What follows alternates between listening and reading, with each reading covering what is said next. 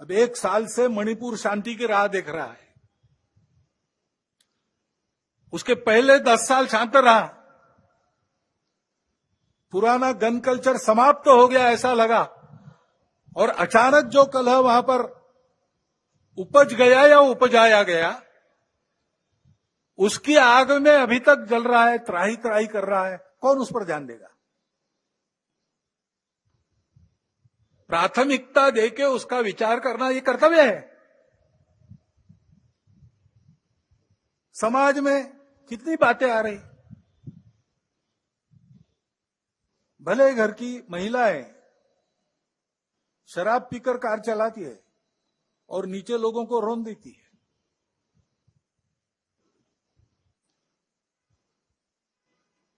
कहां हमारे संस्कार कहां गए? हमारी संस्कृति कहां है? जो संस्कृति अभी तक दुर्जेय सी बनी है, अभी भी उसको कोई नहीं जीत सकता, लेकिन उस संस्कृति के वाहक हम लोग उसकी परवाह रखेंगे तभी।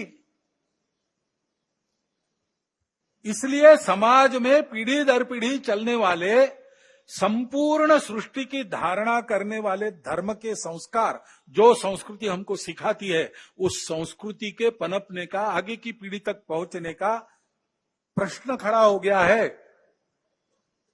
जिन्होंने उसको त्याग दिया, उनकी स्थिति दुनिया में अच्छी नहीं है। भले ही भौतिक वैभव होगा, परिवार टूट रहे हैं, मन में अशांति है, छोटे बच्चे बंदूक लेकर अपने विद्यालय के सहपाठियों को गोलियों से भून डालते, ऐसी परिस्थितियां आती है। पिताहीन मातृत्व, कितनी बातें हैं। क्या हमको वैसे बनना है? क्या हमको अपना परिवार प्यारा नहीं है? क्या हमारे सगे संबंधी हमारे कुछ नहीं लगते? उस संस्कृति के संरक्षण का प्रश्न है। उसके लिए समाज में बात करने वाले, समाज में विभिन्न कार्यक्रम करने वाले, समाज का प्रबोधन करने वाले माध्यम, सबको अपने ऊपर संयम का बंधन एक लाना पड़ेगा, और वैसा वो बंधन लाए। क्योंकि आज के तंत्र में सरकार बहुत सी बातें देखती है, उसके लिए भी सरकारों को प्रावधान करने पड़ेंगे। बहुत काम करने पड़े हैं, और ये काम केवल सरकारों को नहीं करने, इनकी भी चर्चा हम करते हैं, लेकिन केवल चर्चा करने से नहीं होता। इसके लिए समाज को सिद्ध होना चाहिए। वास्तव में प्रजातंत्र में तो समाज ही राजा को बनाता है, और समाज ही अपनी स्थिति को बनाता है। तो समाज ने अपने आप को खड़ा करना,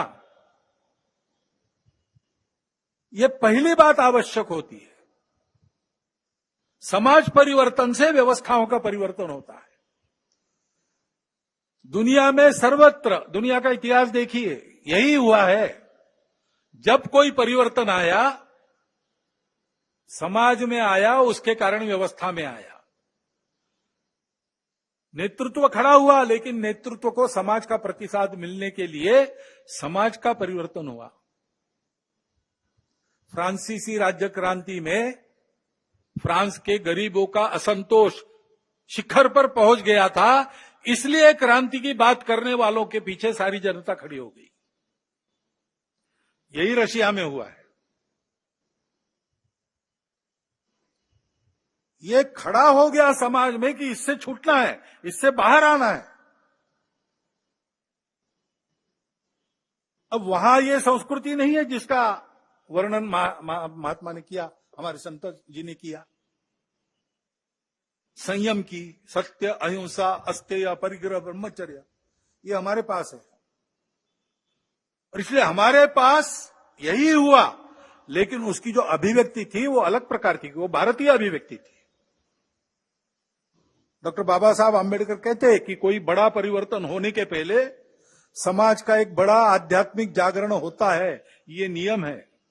मैं मानता हूं हमारे लिए अत्यंत शुभयोग है, क्योंकि बाहर तो वातावरण दूसरा है, चुनाव संपन्न हुए, उसके परिणाम भी आए, कल सरकार भी बन गई, ये सब हो गया, लेकिन उसकी चर्चा अभी तक चलती है। जो हुआ वो क्यों हुआ, कैसे हुआ, क्या हुआ,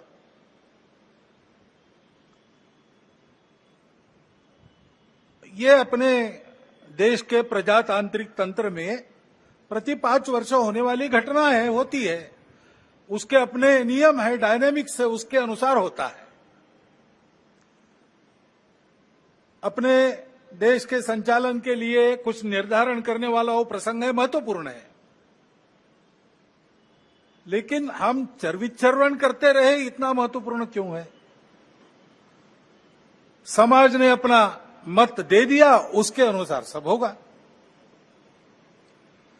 क्यों, कैसे, इसमें संघ के हम लोग नहीं पढ़ते। हम अपना कर्तव्य करते रहते, लोकमत परिष्कार का प्रतिवर्ष करते हैं, प्रति चुनाव में करते हैं, इस बार भी किया है। क्योंकि इन बातों में उलझे रहेंगे तो काम रह जाएंगे। और चुनाव प्रचार की या चुनाव में जो होता है उसकी बात ऐसी है, वास्तव में तो प्रजातंत्र की अनिवार्य आवश्यक प्रक्रिया है और उसमें 2 पक्ष रहते हैं, इसलिए स्पर्धा रहती है। स्पर्धा रहती है तो दूसरे को पीछे करने का, स्वयं को आगे बढ़ाने का काम होता ही है, होना ही चाहिए। परंतु उसमें भी एक मर्यादा है, असत्य का उपयोग नहीं करना। चुने क्यों जा रहे लोग? संसद में जाएंगे, बैठकर अपने देश को चलाएंगे, सहमति बनाकर चलाएंगे। हमारे यहां तो परंपरा सहमति बनाकर चलने की है।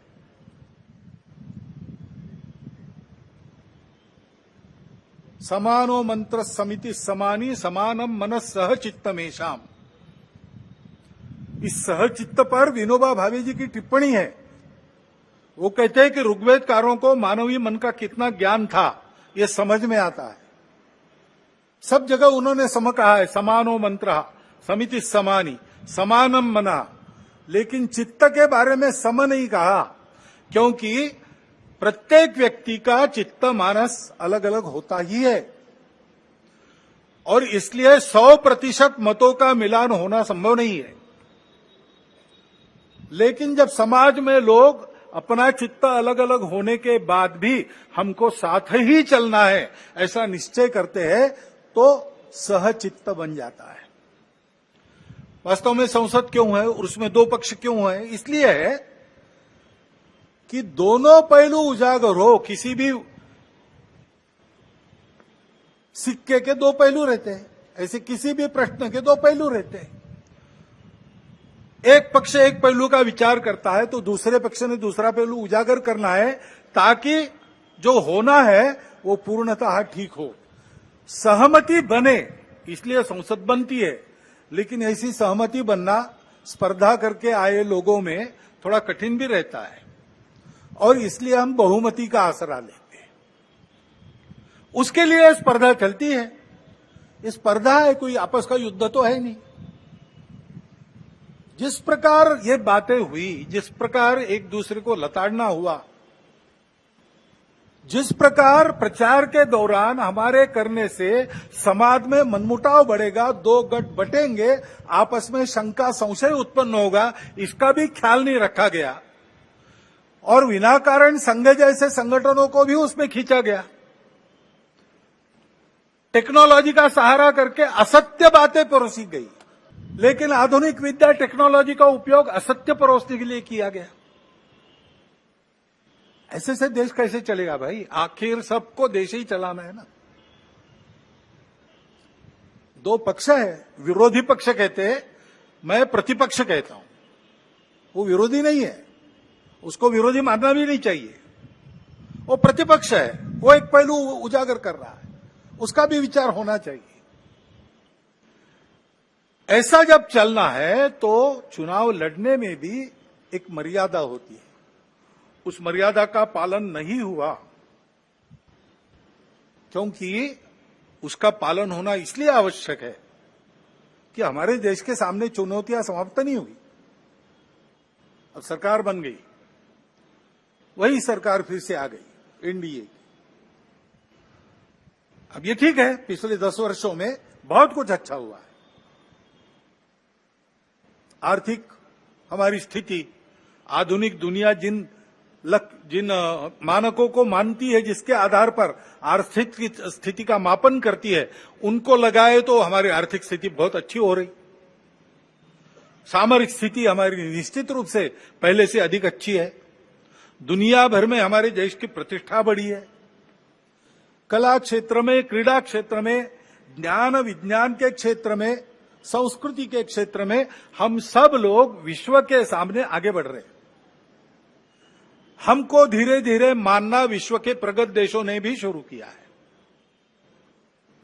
लेकिन इसका मतलब ये नहीं है कि हम चुनौतियों से मुक्त हुए। अभी उन बातों से मुक्त होकर जो चुनाव के आवेश में अतिरेक हो गया, उससे मुक्त होकर हमको आने वाली बातों का विचार करना है। समस्याओं से राहत